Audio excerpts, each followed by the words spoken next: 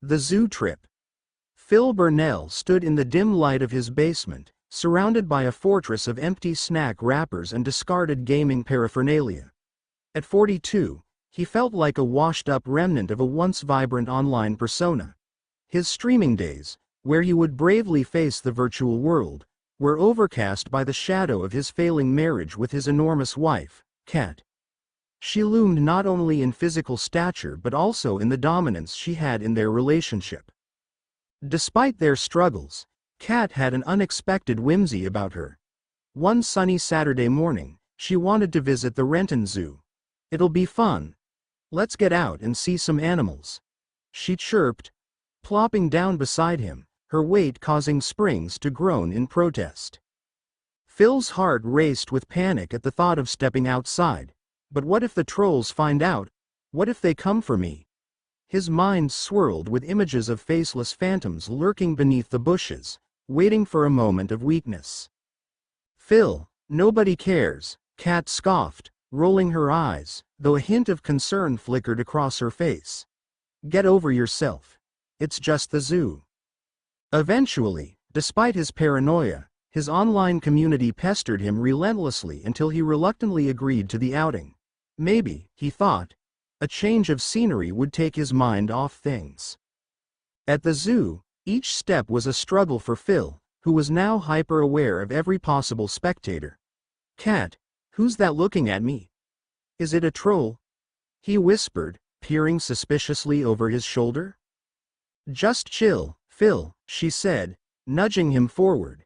"It's a zoo, not a horror movie."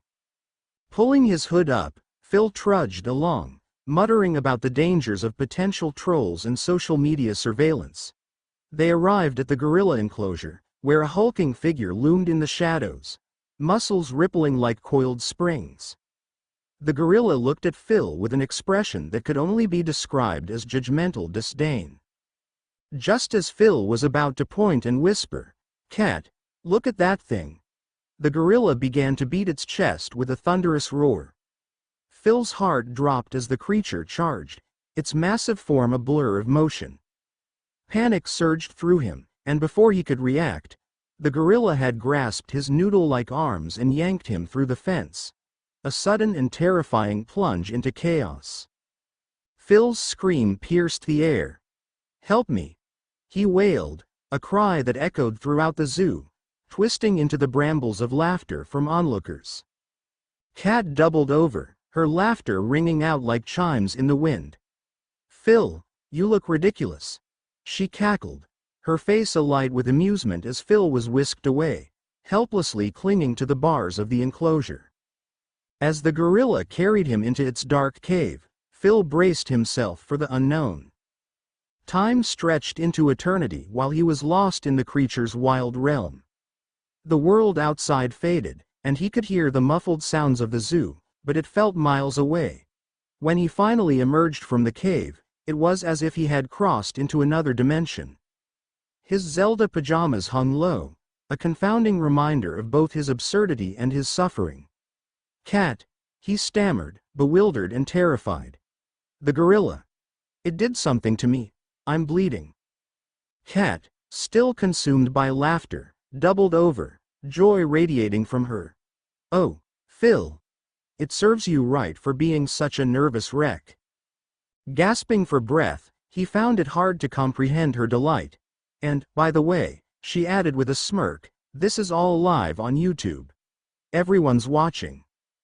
His face fell as the truth settled in, hot and suffocating. "What, you can't be serious." "Oh, I am," she sang, her merry tone biting. "And just so you know, I'm filing for divorce. You and your fears have been dragging me down for too long." Phil felt shattered, the weight of humiliation and betrayal heavy upon his shoulders as tears blurred his vision. He realized, in that moment of horror both external and internal, that his life had unraveled in ways he could never have anticipated. As Kat walked away, laughter trailing behind her like a haunting melody, Phil fell to his knees. The zoo, a once inviting place of wonder, became a dark abyss in his mind. He was left alone, the echo of the gorilla's roar still reverberating in the distance as he faded into the shadows of his irrelevance, a man forever marked by the cruel humor of fate.